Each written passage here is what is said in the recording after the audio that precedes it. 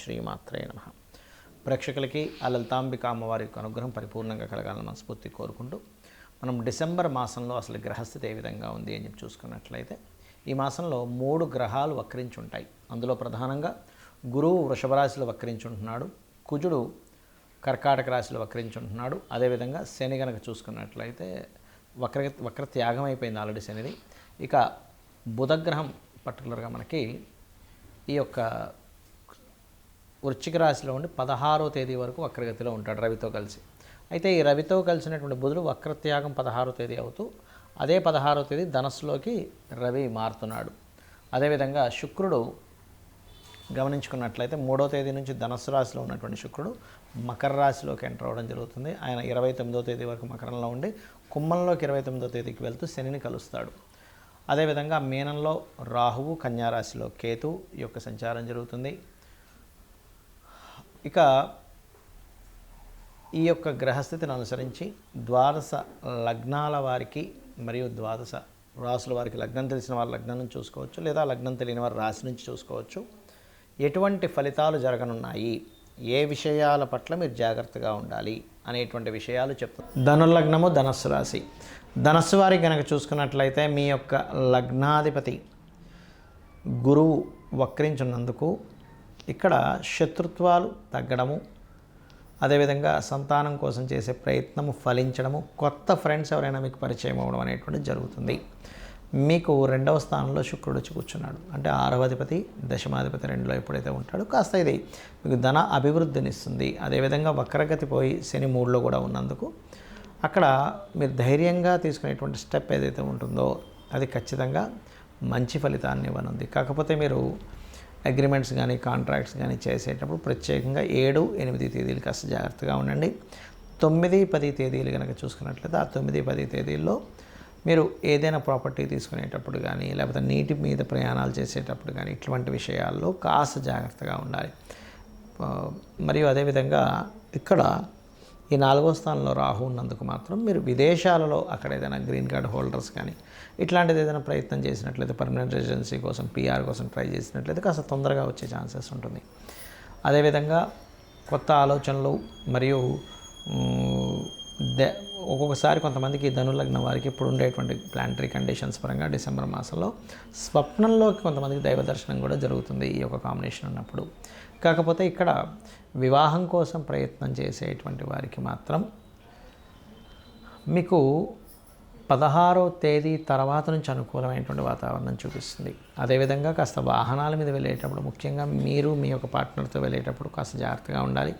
మరియు life partner కాకుండా business partners విషయంలో 8వ స్థానంలో ఉన్నటువంటి కుజుడు వక్రించినందుకు బిజినెస్ పార్ట్నర్తో అనవసరమైనటువంటి ఘర్షణ వాతావరణం చూపిస్తుంది.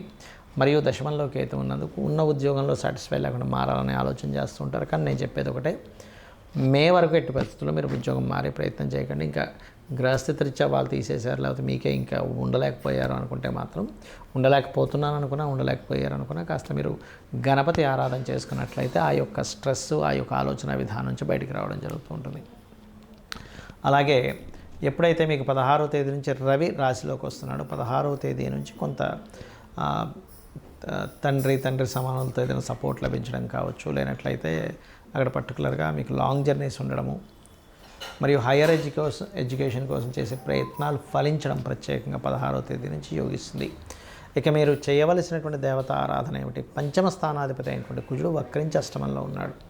కాబట్టి ఇక్కడ ఏమవుతుందంటే ఇలా ఉన్నప్పుడు కొంచెం మొండి పట్టుదల ఉన్నప్పటికీ కూడా ఏదో తెలియని మీ పార్ట్నర్స్కి కావచ్చు, మీ జీవిత భాగస్వామి కావచ్చు, ఏదో అవుతుందేమో అనేటువంటి భావన కలుగుతూ ఉంటుంది. కాబట్టి మీరు చేయవలసింది ఏమిటంటే ప్రత్యేకంగా మీరు దత్తాత్రేయుడి యొక్క ఉపాసన అంటే ఓం జయ గురుదత్త శ్రీ గురుదత్త అనే నామస్మరణ చేస్తూ ఉండండి. మరియు అదేవిధంగా మీరు ఈ 10వ స్థానంలో కేతు ఉన్నందుకు ఉద్యోగ సంబంధించిన విషయంలో ఏదైనా చిన్న డిస్టర్బెన్సెస్ కావచ్చు ఇట్లాంటివి వచ్చినప్పుడు మాత్రం గణపతిని ధ్యానించండి. అంటే ఇంట్లో కూర్చొని వర్క్ ఫ్రమ్ హోమ్ చేస్తున్నారు, టేబుల్ ముందు కూర్చున్నప్పుడు ఒకసారి గణపతిని ధ్యానించండి. ఒకవేళ జాబ్కి వెళ్ళారు అక్కడ టేబుల్ ముందు కూర్చున్నప్పుడు ఒక చిన్న బొమ్మ లాంటిది పెట్టుకొని గణపతిని ధ్యానిస్తూ ఉన్నట్లయితే మీకు ఉద్యోగ సంబంధించిన అవకాశాలు పెరగడం, ఉద్యోగంలో ఇబ్బంది రావడం ఇట్లాంటివి ఏవి జరగకుండా క్లియర్ అవ్వడం జరుగుతుంది.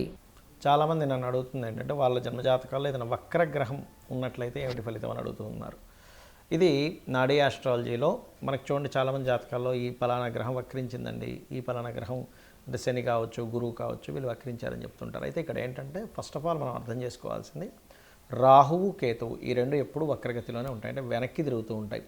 బికాజ్ ఆఫ్ అది కాలం అయిపోతుంది, రాహు అంటే కాలము అయిపోయినటువంటిది కాబట్టి కాలానికి కారకుడైనటువంటి రాహు వెనక్కి వెళ్ళిపోతుంది కాలము అనేటువంటి సంకేతంతో. అయితే మిగతా గ్రహాలు ఏవి అంటే రవిచంద్రులు అయితే అసలు వక్రించరు ఎప్పుడు కూడా, ఎందుకంటే సమయం వెనక్కి రాదు కాబట్టి ఈ రవిచంద్రుల ద్వారానే మనం సమయాన్ని తెలుసుకుంటూ ఉంటాం. ఇవాళ ఈ తిథి, ఈ నక్షత్రము, ఇంత సమయం గడిచింది, రవి నడినెత్తున వస్తే మనకి మధ్యాహ్నం అయిందని, సాయంత్రం అయితే అటు వెస్ట్ వైపు సూర్యుడు కనిపిస్తే సాయంత్రం అవుతుందని మనం తెలుసుకుంటూ ఉంటాం, తిథులను బట్టి చంద్రుడు ఉండేటువంటి ఇది. కాబట్టి అది ఎప్పుడు వక్రించమంటే కాలం వెనక్కి తిరిగి రాదు కాబట్టి అవి వక్రించవు ఎప్పుడు కూడా. అయితే మిగతా గ్రహాలు ఏవైతే ఉన్నాయో, వక్రించిన గ్రహంతో సమయంలో పుట్టారు వ్యక్తి అంటే దానికి చాలా పెద్ద విషయం ఉంటుంది. ఎలా అంటే ఒక ఉదాహరణకి శని వక్రించాడు అనుకోండి, ఏ గ్రహమైనా ఒకటే గుర్తుపెట్టుకోండి, మీ జన్మజాతకంలో వక్రించినప్పుడు ఉన్న స్థలం కంటే కూడా వెనకాతలు ఉండేటువంటి రాశితో సంబంధాలు పెట్టుకుంటాయి అవి. అంటే ఒక్కొక్కసారి ఆ వక్రించడం వల్ల మంచి జరుగుతుంది, ఒక్కొక్కసారి ఇబ్బంది ఉంటుంది. ఎలా అంటే ఉదాహరణకి మేషరాశిలో శని, మేషరాశి కాకుండా మేషరాశి తర్వాత అయినటువంటి రాశిలో శని భగవానుడు వక్రించాడు, అంటే వృషభంలో శని వక్రించాడు. వక్రించడం వల్ల అనవసరంగా నీచ ఫలితాలు పొందుతాడు. అదే మేషరాశిలో శని వక్రించాడు అనుకోండి, అప్పుడు నీచత్వం కోల్పోతాడు. అదేవిధంగా ఉచ్చస్థానానికి కూడా అదే వర్తిస్తుంది. ఉదాహరణకి తులారాశిలో శని వక్రించాడు అనుకోండి, అప్పుడు ఉచ్చస్థానం యొక్క ఫలితాలు కోల్పోతున్నాడు. కానీ వృశ్చికంలో వక్రిస్తే ఆయన ఉచ్చస్థానంలోకి వెళ్తున్నాడు. ఏదైనా ఒక గ్రహం కనుక వక్రించినప్పుడు తను ఏ రాశిలో ఉండి వక్రించాడో అది అదృష్టానికి దారితీస్తుందా, ఇబ్బందికి దారితీస్తుందా అనేటువంటి చూడాలి. ముఖ్యంగా ఏదైనా ఒక గ్రహం వక్రించిందంటే పాస్ట్ లైఫ్లో మిగిలిపోయినటువంటి విషయాలు ఈ లైఫ్లో పర్టికులర్గా ఆ జన్మనెత్తి ఆ వ్యక్తి ఆ కర్మను తీర్చుకోవడానికి వచ్చాడని అర్థం చేసుకోవాలి. ఎలా అంటే శని దగ్గర నుంచి తీసుకుంటే, శని ఎవరికైనా వక్రించాడు అనుకుంటే రెండు ప్రొఫెషన్స్ చేస్తారు చాలామంది, 2 ప్రొఫెషన్స్, అందులో డ్యూయల్ సైన్లో ఉంటే ఇంకా గ్యారంటీగా అవుతుంది. అదే జీవుడు వక్రించాడు, గురువుకి సంబంధించిన కొంత సేవ, గురువులకు సంబంధించినటువంటిది కొంత మిగిలిపోయింది ఆయనకి, జ్ఞానాన్ని పంచే విషయంలో కానీ గురువులకు సేవకు సంబంధించిన విషయంలో కానీ మిగిలిపోయింది. అంటే పాస్ట్ లైఫ్లో చేయాల్సిన గురుసేవ చేసుకోలేకపోయాడు. శని వక్రించాడు అనుకోండి, పాస్ట్ లైఫ్లో చేయాల్సిన వర్క్, ఇప్పుడు చూడండి ఇవాళ రేపు మనం చూస్తూ ఉంటాం, ఎవరైనా సరే జాబ్ సంబంధించిన విషయంలో జాబ్కి వెళ్తారు కానీ అక్కడ సరిగ్గా పనిచేయరు, నెల జీతం మాత్రం తీసుకుంటుంటారు. అది పెండింగ్ ఉండిపోయాడు ఆ వ్యక్తి పాస్ట్ లైఫ్లో. అందుకని ఈ జన్మలో ఎక్కడైతే జాబ్ జాయిన్ అవుతాడో అక్కడ రెండు పనులు చేయాల్సి రావడం, ఇట్లాంటివన్నీ వస్తూ ఉంటాయి. But it's depend on a రాశిలో ఏముందనేటువంటిది. అయితే ఈ వక్రగతి ఉన్నప్పుడు మనం అమ్మో ఏమవుతుందని భయపడాల్సింది లేదు. అక్కడ అసలు అది ఏ యోగాన్ని ఇస్తుంది, ఒక్కోసారి అద్భుతమైన యోగాన్ని ఇస్తుంది, ఒక్కోసారి ఇబ్బందిని ఇస్తుంది. బట్ అది చూసుకోవాలి.